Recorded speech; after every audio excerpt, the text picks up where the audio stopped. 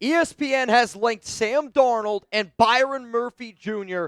to the Las Vegas Raiders. I'm Mitchell Renz, host of the Raiders Report, and coming up here on today's show, I'm going to tell you why ESPN linked both of these players to the silver and black, and then I'm ultimately going to tell you how much it could cost to bring in each of these dudes and whether or not I would be open to the idea to doing it. So if you haven't seen the article, it was an article that was put out by ESPN, and it was titled 2025 NFL Free Agency Best Team Fits for the Top 50 Players. They had Sam Darnold ranked at number 6. They had Byron Murphy Jr. ranked at number 19. So I'm going to start with Darnold, and then I'll go in and talking about Byron Murphy and why both of these players made sense for the Raiders. So essentially what they did, top 50 free agents, and they predicted where each of those free agents was going to go based on the perfect fit. So let's first talk about here with Sam Darnold. And Darnold is the top free agent quarterback right now on the open market. It's no secret that the Raiders clearly need a QB.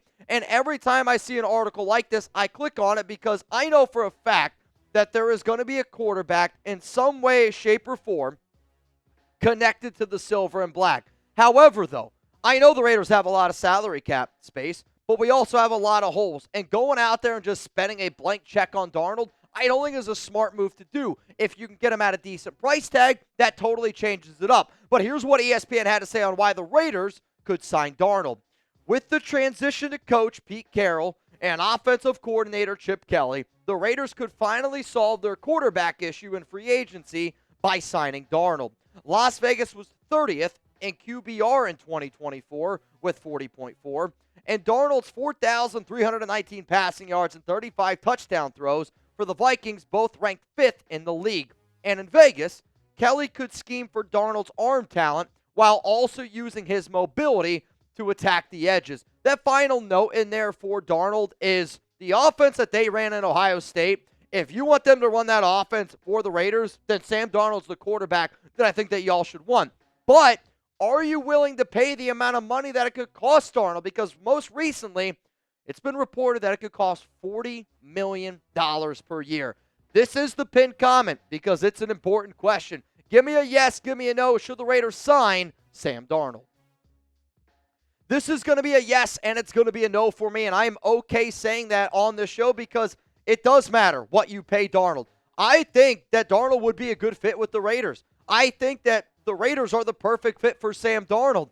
But I am not okay going out there and giving a $40 million deal to Darnold, especially if he's trying to make $40 million for 4 years down the road. If you told me right now we get Sam Darnold at $30 million a year and we can get out after that contract after year one, the longest I'm willing to keep Darnold on this team is 2 years. 2 years. That's the absolute max. If we're trying to keep him for the long haul, doesn't make any sense. If the plan is to use Darnold as a bridge, and don't get me wrong, Darnold could be a good quarterback. Like, he's 27 years old. He could have another 10 years left in the tank, and his strong arm does really, truly fit what Chip Kelly is trying to do. But I'm not interested if we got to pay him all that $35 million, because I think one of the reasons why Darnold was so good and why he was so efficient was because of the talent also that Minnesota was able to put around him. If you spend all your money on Sam Darnold and you don't build a great defense, if you don't build in the trenches, if you don't do the other things, you're just going to be sitting there paying an overpriced quarterback, and then you're going to be looking at a contract that you're going to be trying to get out of a few years down the road. When you look at the market value for Darnold, there was a rumor over the weekend that said he could get 4 years, $170 million.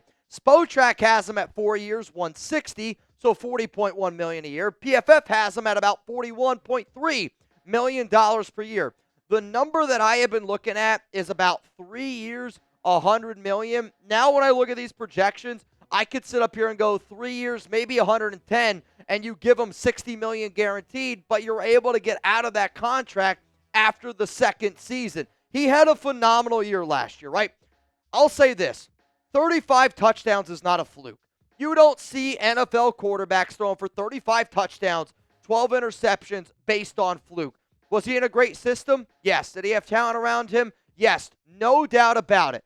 But, okay, do I think that he's going to throw for another 35 touchdowns? I'm not sure. but Darnold does really, truly kind of remind me of the whole Baker Mayfield conversation I was having, and John Spytek did wonders with Baker Mayfield. What if they could do wonders with Sam Darnold? I will admit this, the Raiders are the perfect team for Darnold based on John Spytek, Tom Brady, Chip Kelly, Pete Carroll, the overall offense that this team is going to run. And if Darnold truly believes in himself, I think that the Raiders are a place that he should want to go play for. But at $40 million a year, I just can't wrap my mind around paying a QB $40 million a year when he is still unproven. One good year is good. One good year, though, does not prove 3 to 4 years of big-time quarterback money. One good year, I'll give you what that deserves in the NFL to me, which is 1 year definitely guaranteed, 2 years maybe guaranteed.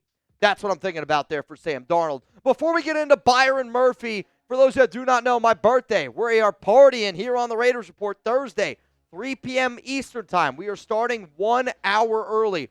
I have dinner, and I got plans afterwards with my family who is in town, which I don't often get to spend time with them, but my dad's ready to party with the nation. We are going to do 3 segments, and it's going to be 90 minutes of just Raiders content. And then the final hour, maybe final 90 minutes, get those drinking pants ready because we're going to be partying with my dad, and y'all know my dad knows how to get down. Let's go to the next thing here. ESPN also linked Byron Murphy Jr.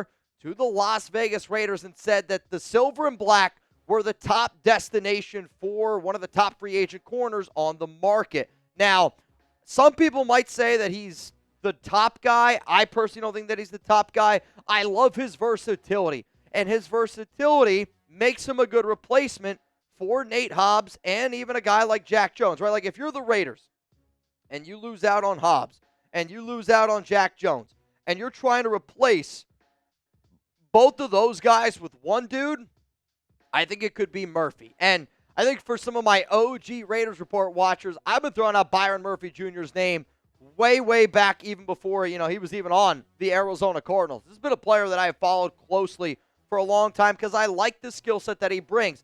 Did have a little bit of a down year in 2023, but really showed that he was able to bounce back in 2024. And knowing that you have so many holes and players that you're probably going to move on from. Nate Hobbs, free agent.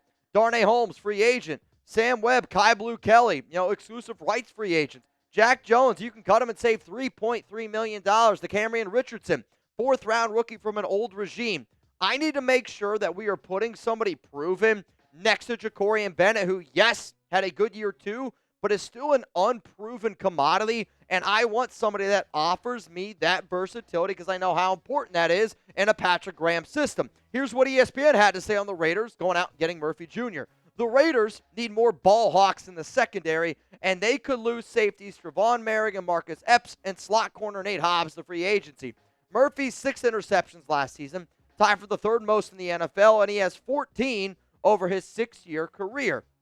With the ability to play on the perimeter or in the slot, 259 snaps in 2024, Murphy has the backfield vision and short area speed to close on the ball and make an impact for Las Vegas. He's a clear upgrade for a defense that finished with only 10 interceptions in 2024. I want the Raiders to be able to get pressure by bringing 4, okay? And for anybody that watches the show, it's not a secret. If I'm the Raiders, I am investing very, very heavily on my front 4. We got to be able to get pressure and using that front. But also, we need guys that can take advantage of mismatches, can take advantage of bad balls being thrown, and put our offense in a good situation going forward.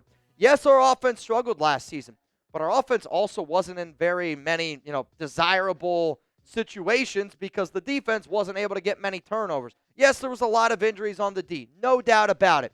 But I do want a team that's able to go out there and force some turnovers, go out there and make guys feel uncomfortable because that's the recipe for success. Instead of going out there and trying to duel with Patrick Mahomes, let's go out there and pound the football and make him feel uncomfortable. Because when you do, and it's proven that you can, he looks way, way more human than anybody thought. So you tell me right now, should the Raiders show interest in Byron Murphy Jr. type show? Or if you don't want him to show any interest, say, Mitch, I think that they should go out there and they should hide the overall interest for Byron Murphy Jr. Here's my personal opinion on this question.